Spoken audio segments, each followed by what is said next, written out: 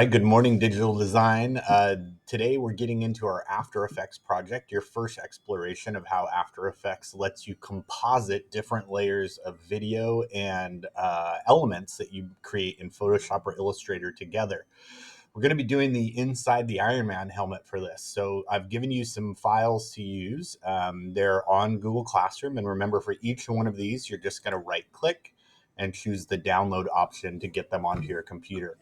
Then we're going to jump over to After Effects, and we're going to be making a new project here. So when you first launch After Effects, you might get this little floating window. We're just going to close that up and go right into the workspace, okay? And we're going to create this by bringing in first the video that I shot of myself inside the helmet.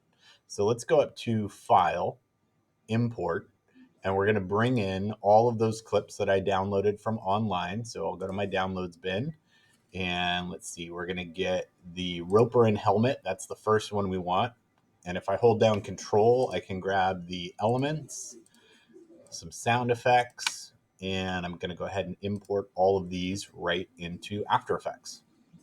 Now, when you bring in footage, it's always going to show up over here in your project window. This shows all the different things that you might use in a video composition. So that can be graphics, sound effects, video clips, really anything that you could composite together. If you don't see this particular layout, remember you can always go to Window, Workspace, and reset default. Okay, that'll bring back the screen exactly like I see it here. So if anything ever gets kind of messed up, that's the easiest way to get back. So let's start with the footage of me in the helmet, and I'm going to drag this clip down onto my timeline and let go. And it should come up showing that this clip lasts 23 seconds, okay? This little blue line here, this is called your playhead, and you can grab it and move it forward or backwards on the timeline to see certain aspects of the video, okay? Now, on top of this, I'm going to want to layer up some of the elements that I downloaded from inside the helmet. So let's start with just the animated bar here. And I'm going to bring this one down and make sure that I put it above my video footage. Okay, I'm compositing this layer on top of the one underneath of it. And you can see when it first pops in, it's going to take up the whole screen, and we probably don't want it right here over my face. So now we're going to start to change some of the settings on this layer. I'm going to go down to this layer on my timeline and open it up, clicking on this little arrow, open up the transform, and there's the 5 aspects of this clip that we can mess around with: the anchor point, position, scale, rotation, and opacity. Okay, so for a position, I'm going to just move this guy over by pulling on this first number. This is my left to right adjustment.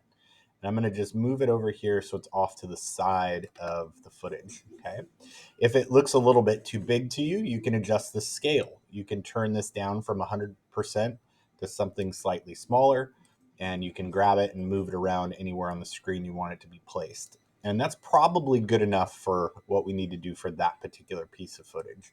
Okay, now let's go grab a couple others. I'm going to get the interface element, put this on top, and I'm going to close up the last one, open up this one, and go to transform.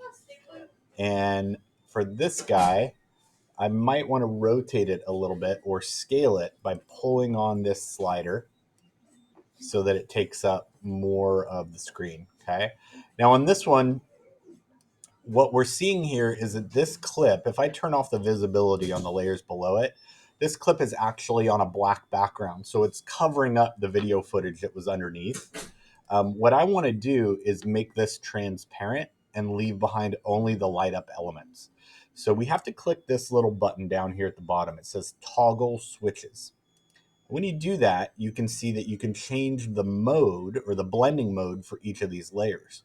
So let's change this one from normal to screen, and that will let it turn transparent so that now that piece of footage is on top of the other.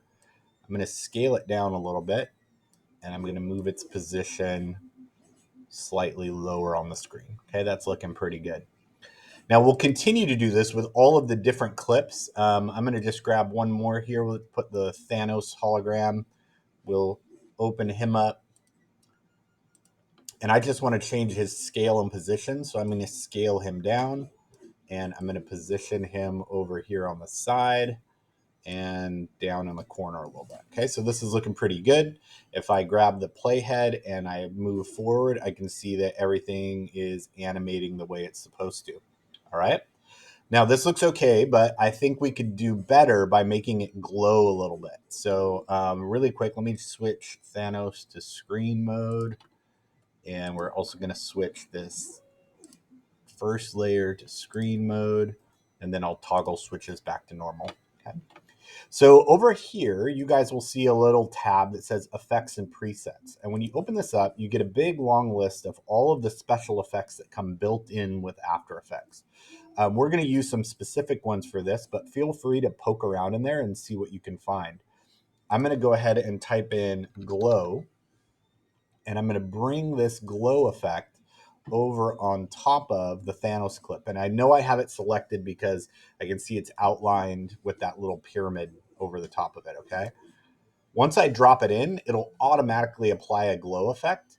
And over in your corner now, you've switched from the project window to the effects control window. So this is where we can customize this glow. If we want it brighter, we can turn up the intensity. If we want it to spread more, we can turn up the radius.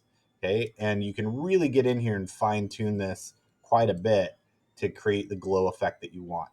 All right. I'm going to do this same effect though on my other two layers. And the easiest thing to do is you can just click on the word glow, copy it with Control C, come down to your next layer, and then paste it with Control V. That'll put the exact same glow effects on that layer below it. So let's do that for the other one as well. Control V. And now all three of these have the same glow that I'm going for. Okay. All right. So it's looking good. As I play it back, all of those elements are going to animate up and surround my head and the helmet. But I think one thing that I could do to sell this even more is to have those elements move three-dimensionally. So that it looks like they're kind of warping around the head. To do that, we're going to look at these little layer icons down here on your timeline. One of them looks like a little cube. And when you check the cube box, you'll notice that each of these items now gets a three-dimensional gizmo that lets you position them in space. So for example, if you take the green handle here, this is your y-axis, this turns that layer either toward or away from the camera. So I'm going to slightly tilt it like it's off here on the side. If I take the blue one, I can tilt it forwards and backwards. And if I take the red one, I can tilt it towards or away my subject. So I'm going to kind of tilt it at an angle, make it look like it's kind of floating around my head a little bit. And let's do that also for the Thanos layer. We'll come down to him. We're going to just rotate him slightly, and we'll pull him towards the screen a little bit so he's floating out here. I don't really need to do it for this middle one because that one kind of stays in the center of the screen. The other icon that's on this timeline is the motion blur setting.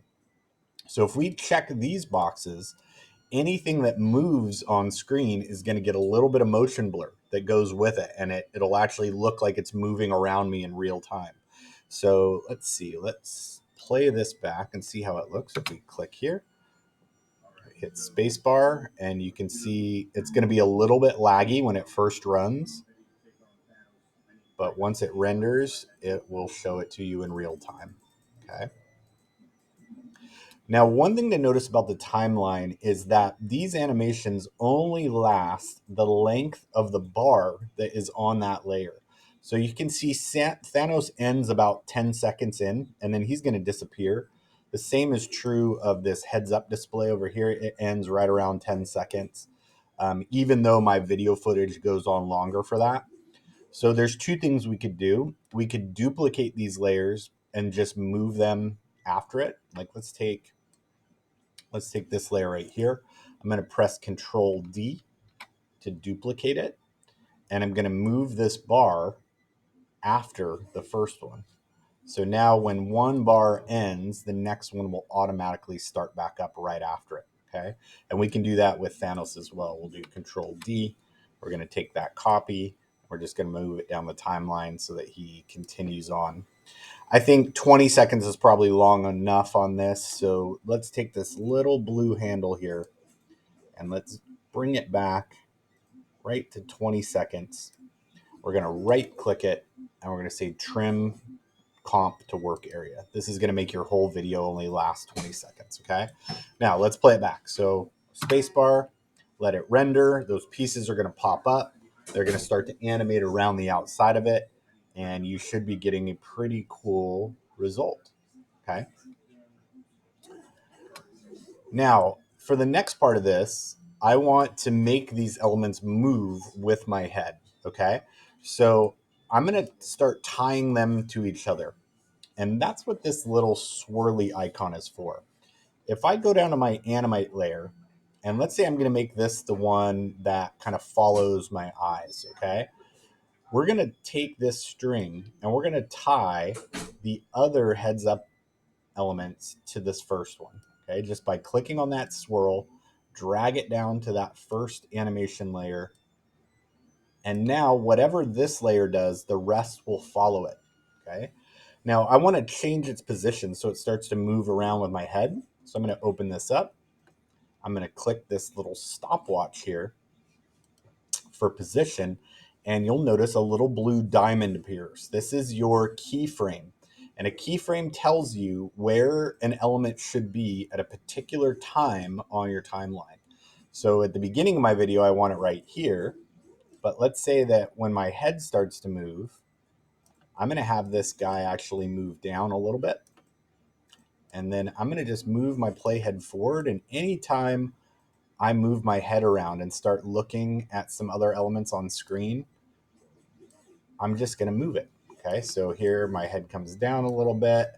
Then we'll go forward a little bit more. My head shifts this way. Then we go here. It comes back to the middle. And so by going through here a second at a time, see where I move again. It looks this way. We'll have it go here. We'll go over this way. Kind of tilts this a little bit. The more detail you add, the more realistic it'll start to look. Have it go up this way. And so on and so on. Okay, I'm not going to do the whole timeline, but let me show you how this looks now that these pieces are all moving. Okay, wherever that middle heads up goes, the others are going to follow it. It's a little laggy because it's rendering in real time. That's what that green bar is as it goes through. Okay. Looking pretty good. Okay, so I'm pretty happy with this so far. I think the only thing that would help make it look a little bit more realistic is if these holograms were casting some light onto my face, because I am inside the helmet. I want this light to appear like it's coming from both sides. So let's actually start to build those in. I'm going to come up to the top layer and I'm going to go to the layer menu and do new solid. Okay. Now a solid just means it's going to fill this whole screen with whatever color I pick. So let me pick like a blue color here for Thanos. Let's get like a real glowy bright blue. We'll hit OK. And you can see it just automatically fills in the whole screen. You're like, well, great. Why did I do that? Well, what I'm going to do is take this pen tool and I'm going to just kind of block off a shape over here on this side of the screen. Okay. And what I've done is I've masked out all the rest of the screen except for this blue glow that's coming from Thanos. Okay. And it doesn't look great right now. That's all right. I'm going to make it glow. So we know how to do that. We're going to go down to toggle switches and we're going to change this from normal mode to, let's try soft light. I think that'll give me a nice blue glow. It's looking good, but it's got kind of a hard edge to it. So I'm going to open up this layer. I'm going to open up the masks part of it. And one of the options here is mask feather. As I turn this up, the edges of that cutout will get softer and softer until it looks like a fading glow. Okay. And then I'll take my arrow tool here, my selection tool, and I can just move this Let's grab all of these with Control A. I can just move all of this around until it looks like it's coming from that side of the screen. Okay. Now this side over here is a red glow. So let's do the same process. We'll go Layer, New, Solid. We're going to pick a bright red. And then we're going to use that pen tool to just click, click, click, click, just like Illustrator, right? It's that same pen tool that uses anchor points. We'll change it from normal mode to soft light. And then we're going to open this layer up and we're going to adjust the mask feather until that color fades. All right. Now, if for whatever reason you think these glows are too intense or you want to tone them down a little bit, for any layer, if you press the letter T, it'll bring up your opacity. And you can just turn down the opacity so it's kind of a lighter color glow. Let's do that for both of these. I'm going to hit T. I'm going to turn it down to around 50% or so. All right, now it's looking really good. Let's go back and give this thing a shot. Okay, I'm going to hit spacebar. Here comes my glows.